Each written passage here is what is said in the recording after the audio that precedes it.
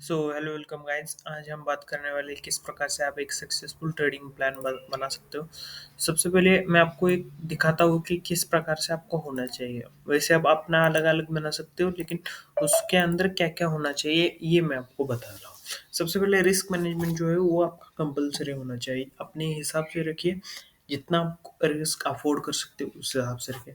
उसके बाद trading plan, इसमें आपका जो सेटअप्स वगैरह है जो आपको पसंद है वो रखना है। और ट्रेडिंग जर्नल्स जो है आपको कंपलसरी रखना है कि डेली आपको वो ट्रेड्स लिखना ही है, जिससे कि आपको याद रहे कि कैसे माहौल में कैसे ट्रेड ली जाती है। और आपको सब कुछ लिखना होता है इसमें कि ट्रेंड कौन सा था, किस बेसिस पे ट्रेड लिया, उसके बाद आपका प्रॉफिट कितना हुआ, पीएलएल क्या हुआ, सब कुछ लिखना है। उसके बाद मेरा यहाँ पे रिस्क मैनेजमेंट देख लो। मेरे पोजीशन साइजिंग पे कि गोल्ड में मैं 0.22 टू 0.35 जीबीपी जीपीवाई और यूरो यूएसडी और जीबीपी यूएसडी। उसके बाद मेरे स्कैल्पिंग और पोजीशनल पे भी रखा है कि $25 to $40 मैक्स स्कैल्पिंग पे होना चाहिए और 30 to 50 मैक्स पोजिशनल पे भी होना चाहिए। रिस्क पर डे पे ये लिखा है यहाँ पे मैंने $80 to $100 पर डे।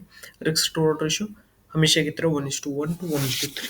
1:4 भी रहेगा तब भी कोई प्रॉब्लम नहीं है, बस आपकी उतनी स्ट्रैटेजी वर्क होनी चाहिए। मैं तो 1:2 पे 30% 50% कंटेंट निकाल के आने आने वाले 1:3 पर ट्रेल करता हूँ। ये मेरी नॉर्मल है।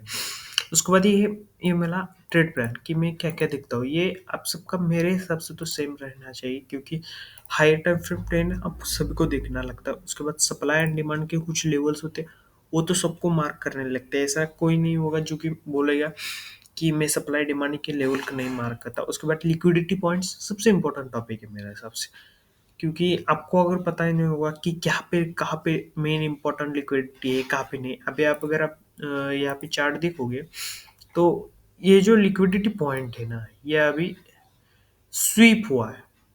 अब अगर देखोगे बार बार बार बार इसी कंसेप्ट पे आ रहा है। अगर आप ये इंडिकेटर भी लगा के देखोगे तब भी आपको समझ आएगा कि ये बहुत ज़्यादा टैप टैप हुआ हुआ लेवल है। अभी इसकी लिक्विडिटी क्रैप हुई है। अब देखते हैं, जिस हिसाब से मेरा स्ट्रक्चर बन जाएगा उस हिसाब से मैं ट्रेड लूंगा।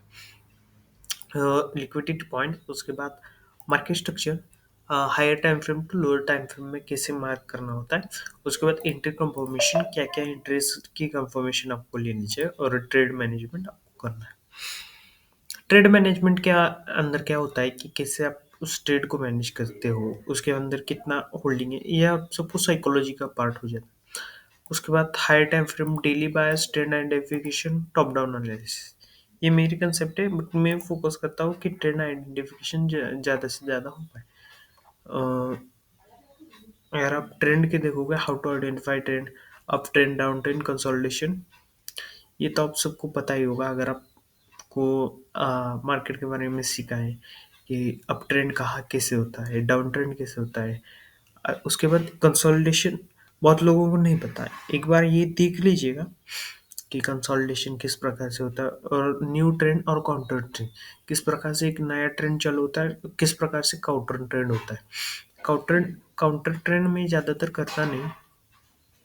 उसके बाद सप्लाई डिमांड, सप्लाई डिमांड में पहले से हम सीखेंगे सपोर्ट रेजिस्टेंस क्या होता है, what is supply area, demand area. उसके बाद how to mark supply area, demand area. उसके बाद ऑर्डर फ्लो, कंसोलिडेशन एरिया, ये सब भी सप्लाई डिमांड का ही पार्ट होता है। उसके बाद उसके एंट्री कंफर्मेशन, ये आप लोग देख लीजिएगा। मतलब सबका अलग अलग तरीका होता है कि सप्लाई डिमांड अलग अलग जगह। मैं ज़्यादातर प्रेफर करता हूँ कि जहाँ पे दिख रहा है ना अच्छा खासा, यहाँ पे देखिए सप्लाई एरिया दिख रहा है, ऐसे ही मार्क करता हूँ मैं, नॉर्मल मार्क करता हूँ। अब मान के चलिए यहाँ पे ये ऑर्डर ब्लॉक है, यहाँ पे इम्पल्स है, ये भी मैं फॉलो करता हूँ। उसके बाद ऑर्डर फ्लो हो गया। ऑर्डर फ्लो पे मैं इतना ज़्यादा ट्रस्ट नहीं करता, ठीक है, बस मैंने इंफॉर्मेशन के लिए रखा है यहाँ पे, क्योंकि मेरे को नॉलेज हो। क्योंकि ऑर्डर फ्लो से क्या होता है, आपका एरिया बदला होता है और आपको टारगेट बहुत लंबा करना होता है और स्टॉप लॉस भी बहुत लंबा करना होता है। तो टारगेट कभी कभार अचीव नहीं हो जाता और स्टॉप लॉस बड़ा हिट हो जाता है, इसलिए मैं ऑर्डर फ्लो को अवॉइड करता हूँ। कंसोलिडेशन एरिया क्या होता है आप सबको जानना चाहिए। उसके बाद इम्पोर्टेंट डबल कन्फर्मेशन के साथ ट्रेड कैसे लेना है। बहुत से लोग बस बहुत चौक पे ट्रेड लेते हैं, उसके अंदर बॉस को भी इंक्लूड करना इम्पोर्टेंट है। एसएमसी की कंसेप्ट है, आप चाहे तो प्रेफर कर सकते हो। मैं जो अच्छी लगे मेरे को वो सारे प्रेफर करता हूँ विदाउट इंडिकेटर, क्योंकि मैं इंडिकेटर वगैरह नहीं यूज़ करता। एक ही इंडिकेटर है, 15 मूविंग एवरेज, वो भी बस एक कंफर्मेशन के लिए कि, क्योंकि जो इंस्टीट्यूशनल्स है वो हायर टाइम फ्रेम में यानी 4 आवर्स में moving average are also working in the market. ठीक है, मूविंग एवरेज ऐसा नहीं है कि वर्क नहीं होता, moving average working in higher time frame, not lower time frame, but it's a confirmation बस। ठीक है, इतना कुछ उस पर रिलाई मत करना। Application of supply and demand, supply and demand के एप्लीकेशंस क्या क्या होते हैं, मतलब किस प्रकार से हम उसको अप्लाई कर सकते हैं। उसके बाद रिवर्सल कंटिन्यूशन के टाइप्स को होते हैं, सप्लाई की रिवर्सल कंटिन्यूशन फ्लिप, ये पैटर्न्स हैं। अ, इतना ज़्यादा देखता नहीं, बस एज अ कंफर्मेशन मैंने रखा है, क्योंकि मैंने बस उसके रिगार्डिंग नॉलेज रखा है सप्लाई एंड डिमांड के। उसके बाद कुछ कुछ कैंडलस्टिक पैटर्न रखे, उतना ये नहीं है, बट इम्पोर्टेंट ये है कि how to identify strongest strong and weak supply area. यहाँ पे अगर आप देख सकते हो कि एक रैली है, कंसोलिडेशन करके तुरंत जा रहा है तो वो स्ट्रांग है। कंसोलिडेशन करके एक कैंडल रेड, एक कैंडल छोटे छोटे भाग में जा रहा है लेकिन कैंडल्स बड़ी बड़ी बन रही है तो वो स्ट्रांग है। और वीक कैसे, इक्वल इक्वल कैंडल्स बन रहे हैं तो वे वीक है पार्ट। ठीक है, ये आपको समझना इंपॉर्टेंट है। इसके बाद एरियाज को कैसे आइडेंटिफाई, स्ट्रॉन्गेस्ट एरिया टच होगा बहुत जल्दी रिवर्स कर जाएगा, यहाँ पे इंगल्फिंग बना देगा, थोड़ा स्ट्रॉन्ग थोड़ा ठहरेगा, और वीक तो अपर डाउन करते करते जाएगा। ठीक है, ये कुछ कंफर्मेशन है कि ड्रॉप बेस्ड रैली, ये तो आप सबको पता होगा। उसके बाद लिक्विडिटी की कंसेप्ट रखिए। लिक्विडिटी कंसेप्ट में उसके टाइप्स भी रखे हैं, जैसे कि स्टैटिस्टिक और डायनेमिक लिक्विडिटी, उसके बाद इंटरनल टू एक्सटर्नल लिक्विडिटी, उसके बाद स्टैटिस्टिक लिक्विडिटी में क्या क्या आता है, यह आप सबको देखना का इम्पोर्टेंट है, क्योंकि लिक्विडिटी सब बोलते हैं कि मैं आपको मार्क करके दिखाता हूँ, दिस इज लिक्विडिटी एरिया, बस ये बोलते हैं और बोलते हैं यहाँ पे ऐसा होगा, फिर अंदर आएगा और ऐसा होगा। ठीक है, ये कंसर्न है लिक्विडिटी का। ठीक है, ये लिक्विडिटी पॉइंट है, लेकिन ये इतना भी ज़्यादा इम्पोर्टेंट नहीं है। ठीक है, उसके टाइप्स क्या क्या है, high, equal low, swing high, candlestick, order block, support register, कहाँ पे होता है, एक्सटर्नल क्या है, इंटरनल क्या है, ये सब कुछ जानना इम्पोर्टेंट है।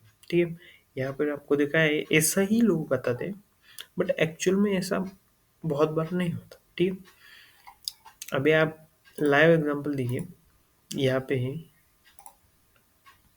यहाँ पे अगर मैं छोटे टाइम फ्रेम पे आ जाऊँगा तो आपको वो समझ आ जाएगा। एक मिनट। हम्म, कि अभी यहाँ पे देखो लिक्विडिटी हंट हुई है, लिक्विडिटी ग्रैप हुई है, तो क्या लगता है आपको कि क्या होगा मार्केट में। ये इंडिकेटर है एक आईसीटी का कंसेप्ट का, इससे आपको एमएसएस बॉस, लेकिन ये इतना जुनून नहीं है क्योंकि मेरी टेक्निक थोड़ी अलग है। मॉस और चौक को आइडेंटिफाई करने की, बस आपको एक कंफर्मेशन के लिए अगर आप बिगिनर हो तो लगा सकते हो। अभी ये जो है ना मार्केट में, इस मार्केट में ट्रेड करना नेक्स्ट टू इम्पॉसिबल होता है, क्योंकि अगर आप लिक्विडिटी ट्रेड लेते हो तब भी आप फंस सकते हो, और अगर सप्लाई डिमांड पे भी ट्रेड लेते हो तब भी आप फंस सकते हो। ठीक है, उसके बाद एक्सटर्नल इंटरनल लिक्विडिटी क्या है, उसके बाद मेन आपको बताता हूँ, equal highs and equal lows, liquidity how to create it, and psychology behind equal highs equal lows, ये तो आप सबको पता है कि इंटर कंफर्मेशन कहाँ से कहाँ लेनी है। उसके बाद सबसे इम्पोर्टेंट मैंने यहाँ पे एक्सपेक्ट रखा है टॉप डाउन एनालिसिस, ये सबसे इम्पोर्टेंट, क्योंकि यही सबसे इम्पोर्टेंट है कि आपको हायर टाइम फ्रेम को लोअर टाइम फ्रेम, मैं प्रेफर करता हूँ 4 आवर 15 मिनट्स 1 मिनट, ऐसा नहीं, 4 hour 1 hour 15 minutes and 1 minute. 1 hour का भी चार्ट इंपॉर्टेंट है, अगर आप 4 आवर नहीं भी देखते तब भी 1 मिनट में ट्रेड लेने के लिए 1 hour 15 minutes environments is a important concept.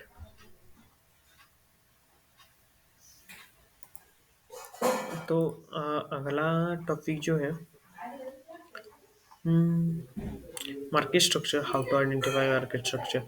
सबसे इम्पोर्टेंट है कि किस प्रकार से बॉस higher higher time frame, lower time frame पे जाए। और उसके बाद इंटर कंफर्मेशन। इंटर कंफर्मेशन में मेरे पास क्या क्या है देखो, supply and demand inter confirmation, TGL levels, SMC and Casper A plus. ठीक।